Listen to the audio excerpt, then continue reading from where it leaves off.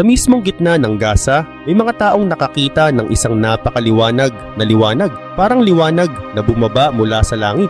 At sa gitna nito, unti-unting lumitaw ang isang figurang halos kaparehong-kapareho ng hitsura ni Jesus Christ. Hindi raw ito simpleng saglit lang na panaginip o imahinasyon. Para sa mga taong nakakita, ito ay totoong-totoo at napakalakas ng dating. At mula sa encounter na iyon, mabilis umabot sa buong rehiyon ng balita. Parang alon na kumalat ng biglaan. Maraming nagsasabing dahil sa pangyayaring yon, milyon-milyong tao ang biglang nagkaroon ng bagong pananampalataya.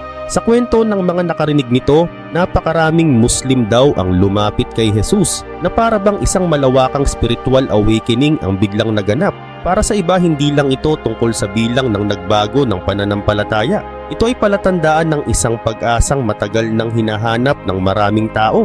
Isipin mo kung gaano kalakas ang epekto, mga buhay na nagbago, mga pusong napuno ng pag-asa, at mga komunidad na parang muling sumisigla. Marami ang nagtatanong, bakit ngayon? At bakit sa Gaza? At yan ang ating aalamin. Pero bago tayo magsimula, huwag kalimutang i-like at i-subscribe ang ating channel. Malaking tulong ito para sa aming mga content creator. Maraming salamat at ngayon simulan na natin. Sa Biblia, madalas nating mabasa ang tungkol sa mga signs and wonders, mga hindi maipaliwanag na pangyayari na may malalim na mensahe. Hindi tuloy maiwasang itanong ng mga tao kung ang nangyari ba sa Gaza ay isa rin sa mga ito. Sabi nga sa Matthew chapter 24 verse 14, at ang mabuting balita tungkol sa kaharian ng Diyos ay ipapahayag sa buong mundo bilang patotoo sa lahat ng bansa, at pagkatapos nito darating ang wakas. Habang pinag-iisipan ito ng mga teologian at mga mananampalataya, marami ang nagtatanong kung ano kaya ang ibig sabihin nito para sa panahon natin ngayon.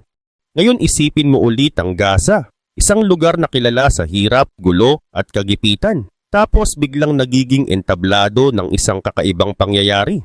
Isang liwanag na mas maliwanag pa sa anumang nakita nila. At sa gitna nito, isang figurang parang si Jesus Christ mismo. Para sa mga nakasaksi, hindi ito basta kwento. Ito ay encounter na puno ng takot, pagkamangha, at malalim na respeto. At mula rito maraming tao ang nagsabing nagising sila sa isang bagong pag-asa. Hindi lamang ito kwento ng malaking bilang ng conversions. Ito ay tungkol sa kapangyarihan ng pananampalataya, kung paano nito kayang baguhin ang buhay ng isang tao at ang direksyon ng isang komunidad. Parang sinasabi ng Biblia sa Acts chapter 2 verse 17, ibubuhos ko ang aking espiritu sa lahat ng tao. Magpapahayag ang inyong mga anak na lalaki at babae. Makakakita ng mga pangitain ng mga kabataan at mananaginip ng mga mensahe ang mga matatanda. Kaya ang tanong ngayon, ano ang dapat maging tugon natin bilang mga mananampalataya sa ganitong kwento? Paano natin iintindihin ang isang pangyayaring ganito kabigat at ganito kaganda? Kung iniisip mo kung ano ang pakiramdam na makakita ng isang tunay na miracle, ganito raw ang eksena sa Gaza ayon sa mga kwento. Isang maliwanag na liwanag, isang figurang hindi mo maipagkakaila, at mga taong napuno ng pagkamangha at paggalang. Isipin mo ang isang normal na gabi sa Gaza. Papalubog ang araw, mahahabang anino ang bumabalot sa mga kalye, at ang buong lugar ay parang humihinga ng mabagal pagkatapos ng isang araw ng hirap. Pero bigla, may nangyaring hindi maipaliwanag. Isang nakasisilaw na liwanag ang lumitaw sa langit, mas maliwanag pa sa araw pero hindi masakit sa mata. Isang tanawin na siguradong makakapagpatigil ng kahit sinong makakakita. Ngayon ilagay mo ang sarili mo sa sandaling yon. Ano kaya ang mararamdaman mo? Ganito mismo ang naranasan ng maraming tao sa Gaza. Isa sa kanila si Ahmed. At ganito ang sabi niya, may liwanag na sobrang liwanag, mas maliwanag sa araw. At sa gitna nito, may lumabas na figurang nagdala ng kapayapaan na hindi ko pa naramdaman sa buong buhay ko. Hindi raw ito simpleng ilusyong nakita nila. Ito ay encounter na dumiretso sa kaluluwa ng mga tao. Sa gitna ng napakaliwanag na liwanag, may lumitaw na figura na balot ng kakaibang presensya. Mula ulo hanggang paa, ramdam daw ang kapayapaan para bang unti-unting gumagaan ang loob nila at nawawala ang bigat ng kanilang problema. At ang figurang iyon, ayon sa lahat ng nakakita, ay kamukhang-kamukha ni Jesus Christ. Ang impresyon ay napakalakas, napakatotoo at hindi malilimutan. Napakahalaga rin ng lugar kung saan ito nangyari, Gaza. Isang lugar na madalas nauugnay sa gulo, hirap at kadiliman. Pero sa gabing iyon bigla itong naging entablado ng liwanag. Para bang pinakita mismo ng Diyos na kahit sa pinakaitim na lugar, kaya pa rin niyang magdala ng pag-asa. Ito ay tumutugma sa sinabi ni Hesukristo sa John chapter 8 verse 12. I am the light of the world. Whoever follows me will never walk in darkness, but will have the light of life. May isa pang saksi, si Fatima, isang babaeng may pinagdadaanan sa personal na buhay. Ganito ang kwento niya. Parang bumukas ang langit, may init at pagmamahal akong naramdaman na hindi ko pa nararanasan dati. Nang makita ko siya, alam kong magbabago ang buhay ko. Ang karanasang ito ay hindi lang sa iisang tao nangyari. Mula sa liwanag na yun, napakaraming tao ang nakaramdam ng bagong pag-asa. Marami ang nagsimulang magtanong, maghanap at magbago ng direksyon sa buhay. At ayon sa mga kumakalat na kwento, ang divine encounter na ito ang nagpasimula ng isang sobrang laki at hindi pa nangyayaring paggalaw ng pananampalataya. Isang spiritual awakening na nagresulta sa napakalaking bilang ng mga taong yumakap sa Christian faith. Isipin mo ang epekto, 6 na milyong tao, iba't ibang buhay, iba't ibang kwento, pero lahat tinamaan ng iisang karanasan. Hindi lang ito numero, ito ay larawan ng mga buhay na binago, mga pusong binuksan at mga komunidad na nagkaroon ng bagong pag-asa. Sa panahon ngayon, bihira ang ganitong klasing pangyayari. Kaya ang laki ng paggalaw na ito ay parang echo ng mga malalaking revival na binabasa lang natin sa kasaysayan. Para sa maraming tao, ito ay bagong kabanata sa world religious history. Isang patunay na ang pananampalataya ay may kapangyarihang baguhin ang buong komunidad, pati ang buong bansa. Madalas nating marinig sa Biblia ang ganitong klasing pagbabago. Sabi nga sa 2 Corinthians chapter 5 verse 17, Therefore, if anyone is in Christ, the new creation has come. The old has gone, the new is here. Ito mismo ang nangyari sa Gaza. Ang mga taong nakasaksi ng liwanag ay parang nakaranas ng malalim na pagbabago sa loob. Iniwan ang dating buhay at pumasok sa panibagong landas na puno ng pag-asa at pananampalataya.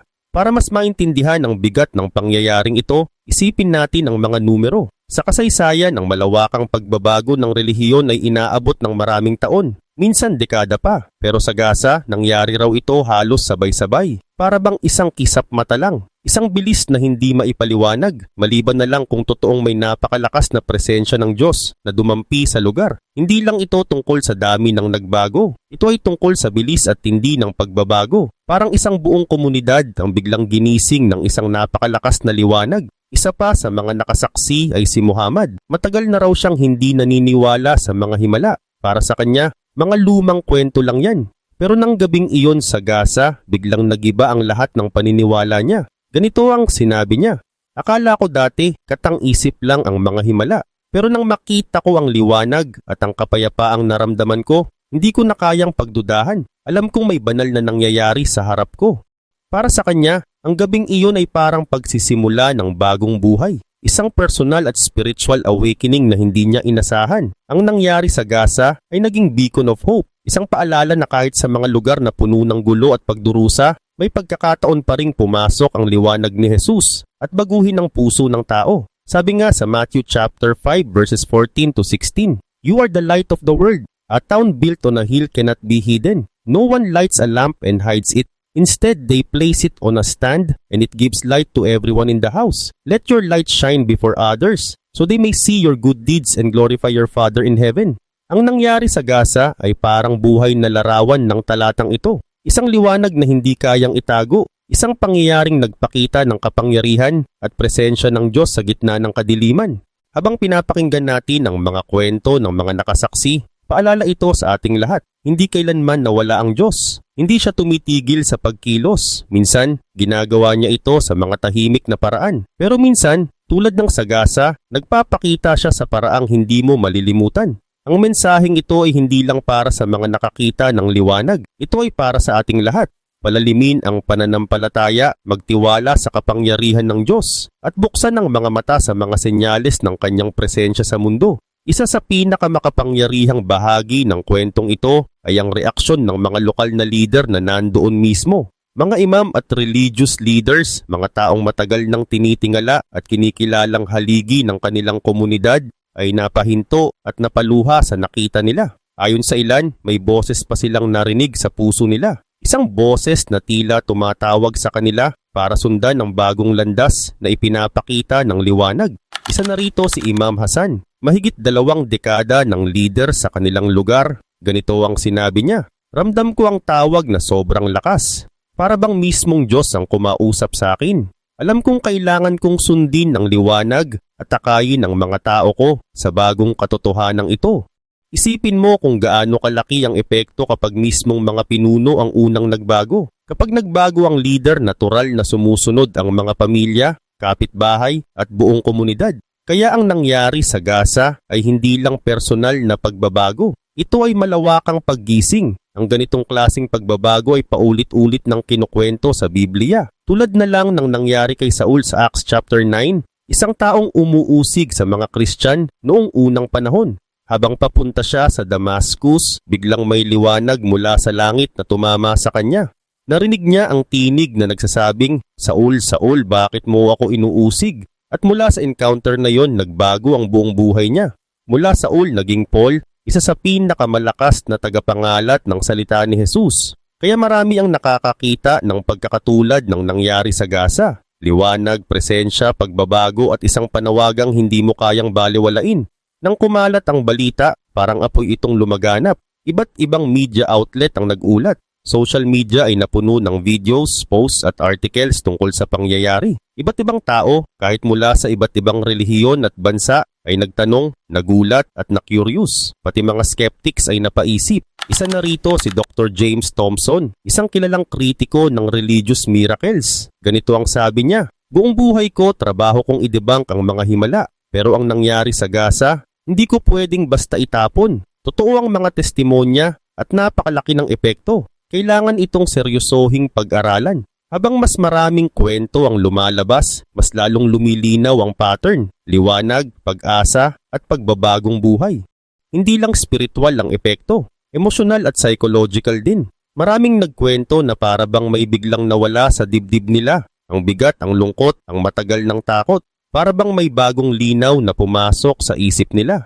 Hindi rin dapat kalimutan ang mga bata at kabataan na saksi sa pangyayari. Dahil mas bukas ang puso ng mga bata, mabilis nilang naramdaman ang presensya ng Diyos. Si Sarah, 10 taong gulang lang, ganito ang sinabi, "Nakita ko ang liwanag tapos sobrang saya ko. Parang alam kong mahal ako ni Jesus. Gusto ko pa siyang makilala." Ang ganitong innocence at dalisay na pananampalataya ay napakalakas na paalala ng tunay na pag-ibig ng Diyos. At ang isa sa pinakamagandang bunga ng pangyayaring ito ay ang pagkakaisa. Sa Gaza, maraming denominasyon ng Christianity at kadalasan magkakahiwalay silang sumasamba. Pero dahil sa pangyayaring ito, nagsama-sama ang iba't ibang Christian groups. Nagkaroon ng joint services, prayer meetings at mga pagtitipon ng magkakaibang simbahan. Lahat nagkakaisa dahil sa iisang karanasang nagpakilos sa kanila. Isang malinaw na patunay na kayang pagtagpuin ng Diyos ang mga taong dati magkakahiwalay kapag siya mismo ang nagbigay ng liwanag.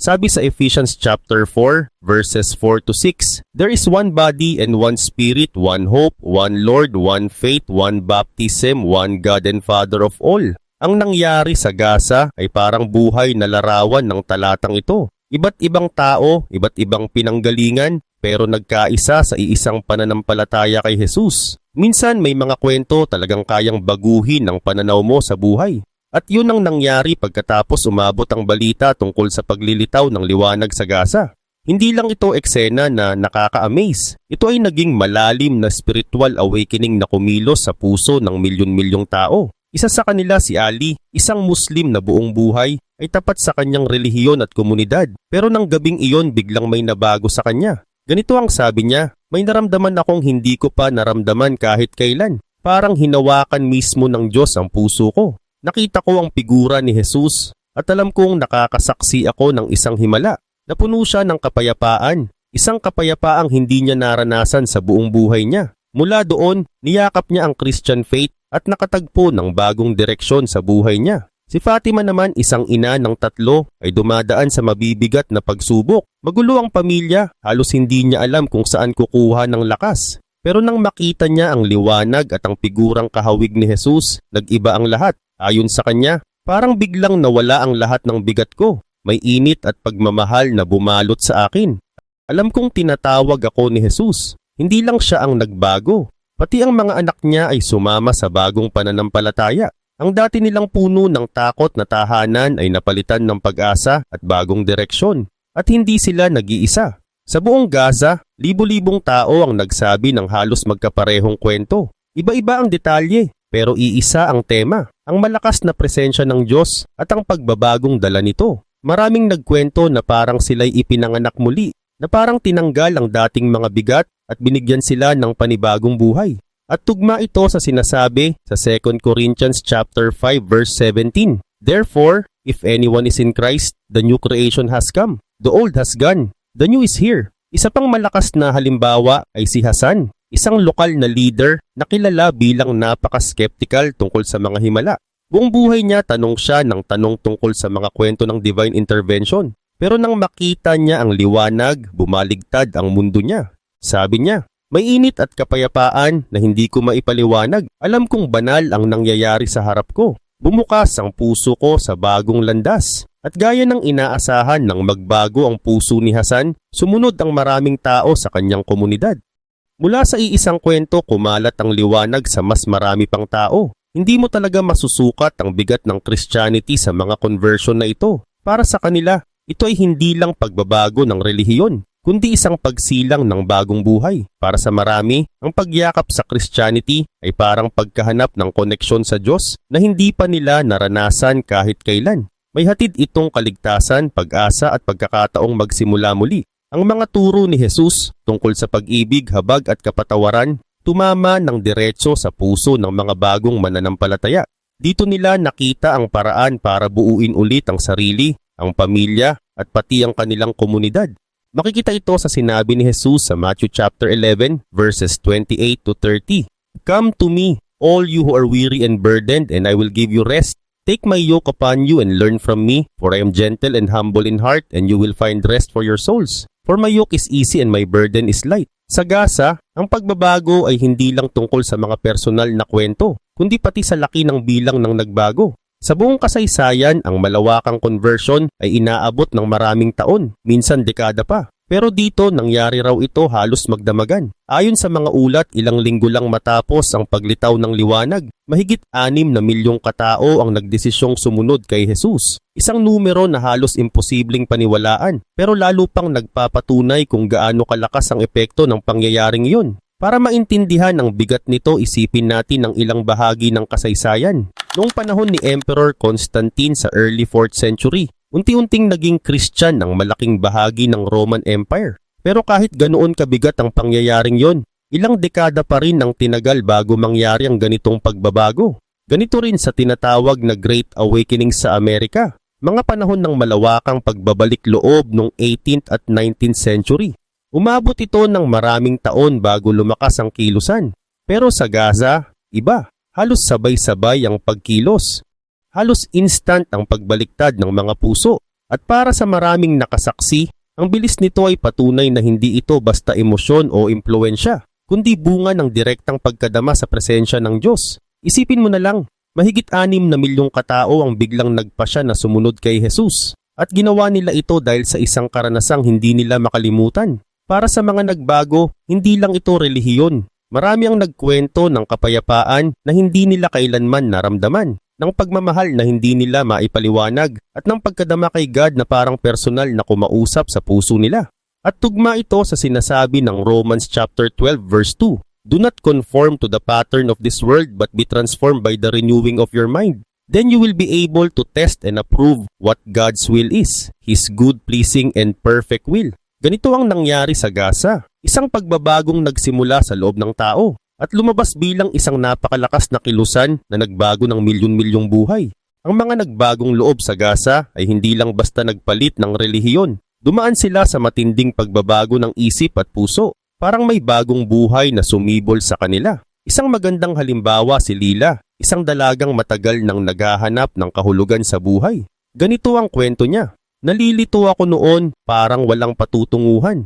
Pero nang makita ko ang liwanag at maramdaman ko ang presensya ni Jesus, alam kong natagpuan ko na ang matagal ko nang hinahanap. Parang umuwi ako sa tahanan. Ang karanasan ni Lila ay larawan ng malalim na koneksyon at belongingness na naramdaman ng libu-libong bagong mananampalataya. Hindi lang sila nagbago sa labas, nagbago ang puso, ang pananaw at ang direksyon ng buhay nila. At dahil dito, hindi lang iisang tao ang nagising. Isang buong komunidad ang biglang nagkaroon ng spiritual awakening. Dumami ang pumapasok sa mga simbahan. Puno ang mga upuan, may mga taong sabik matuto at gustong mas kilalanin pa si God. Dahil sa dami ng bagong Kristiyano, mismong mga community leaders ang naglunsad ng mga programa para tulungan at alagaan ang bagong pananampalataya ng mga tao. Ang pagkilos na ito ay parang echo ng unang Christian community sa Book of Acts, kung saan araw-araw may nadadagdag sa nananalig sa Panginoon. Kung titingnan sa mas malawak na kasaysayan, ang pagkalat ng Christianity ay madalas nagsisimula sa malalaking pangyayari na parang apoy na biglang kumakalat.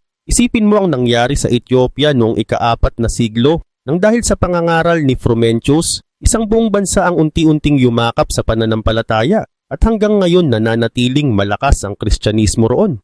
Ganoon din ang nararamdaman ng marami tungkol sa nangyari sa Gaza, isang modernong kaganapan na nagpasiklab ng malawakang spiritual revival. Kung susuriin naman ang mga numero, lalo pang lumalabas kung gaano ka-extraordinary ang pangyayaring ito. Sa normal na daloy ng kasaysayan, ang pagbabago ng relihiyon ng isang malaking grupo ay inaabot ng mahabang panahon. Social, political at cultural factors ang kadalasang nagtutulak nito. Pero sa Gaza, iba ang nangyari, mabilis, sabay-sabay.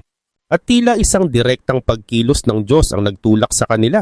Isipin mo na lang, sa loob lamang ng ilang linggo, mahigit 6 na milyong katao ang nagdesisyong yakapin ang Christianity. Hindi ito basta statistik. Isa itong malinaw na indikasyon ng impact ng naranasan nila. Isang divine encounter na tumama sa puso ng buong komunidad. Ang bilis at laki ng pagbabagong nangyari sa Gaza ay halos walang kapantay sa modernong panahon. Kung ikukumpara mo ang First Great Awakening sa Amerika na nagbago ng relihiyon ng libu-libong tao, umabot ng ilang taon bago lumaki. Pero sa Gaza, ang lahat ay nangyari halos sabay-sabay, na para bang may isang puwersang hindi kayang pigilan ang kumilos sa puso ng tao. Para sa mga bagong mananampalataya, ang pagyakap sa Christianity ay parang pagkahanap ng koneksyon kay God na hindi nila naranasan noon. Nagbigay ito ng direksyon, pag-asa at pakiramdam na may bagong simula. Ang mga turo ni Jesus tungkol sa pag-ibig, habag at kapatawaran ay tumama sa kanila ng direkta. Parang may pintuang bumukas para sa paggaling at panibagong buhay.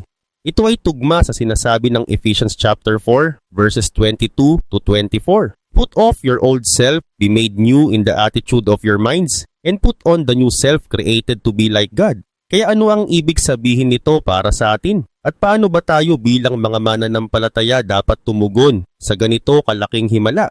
Isipin mo kung paano ang pakiramdam na personal mong masaksihan ang isang divine miracle. Ganito ang nangyari sa Gaza, kung saan maraming tao ang nakakita ng figurang kamukha ni Jesus, balot sa liwanag na parang tumagos hanggang kaluluwa. Isa sa pinakamalakas na kwento ay mula kay Ked, dating imam at respetadong leader ng kanilang lugar. Hindi niya inaasahan na isang gabi, parang biglang nabaligtad ang buong pananaw niya sa buhay. Ganito ang sabi niya, napakalakas ng tawag, para bang ang Diyos mismo ang kumausap sa puso ko.